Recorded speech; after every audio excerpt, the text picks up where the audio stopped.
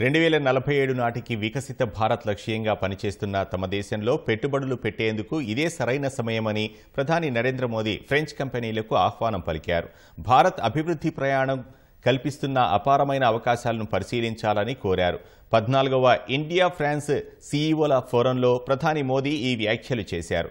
2047 నాటికి 100 గిగావాట్ల అణు విద్యుత్ ఉత్పత్తి లక్ష్యంతో పనిచేస్తున్నామని, ఆ రంగంలో ప్రైవేట్ సంస్థలకు భాగస్వామ్యం కల్పిస్తున్నట్లు ప్రధాని మోదీ తెలిపారు.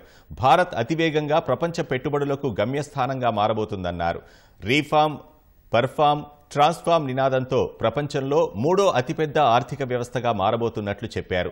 సెమీకండక్టర్, క్వాంటమ్ మిషన్లను ప్రారంభించామని ఇండియా ఫ్రాన్స్ వ్యాపారవేత్తలకు తెలిపిన మోదీ రక్షణ రంగంలో make in India, make for the వరల్డ్ను ప్రోత్సహిస్తున్నట్లు వివరించారు. అంతకుముందు ప్యారిస్లో ప్రధాని మోదీ అమెరికా ఉపాధ్యక్షుడు జేడీ వాన్స్తో ద్వైపాక్షిక చర్చలు జరిపారు. ఈ మేరకు ఫోటోలను ప్రధాని ఎక్స్లో పోస్ట్ చేశారు. ఐక్యరాజ్యసమితి ప్రధాన కార్యదర్శి ఆంటోనియో గ్యుటెరెస్ను కలిసిన ప్రధాని పలు అంశాలపై సంభాషించారు. ఇవాళ ఫ్రాన్స్లోని అంతర్జాతీయ థర్మో న్యూక్లియర్ రియాక్టర్ మజార్గస్ యుద్ధ స్మారకాన్ని ఫ్రాన్స్ అధ్యక్షుడు మేక్రాన్తో కలిసి మోదీ సందర్శిస్తారు.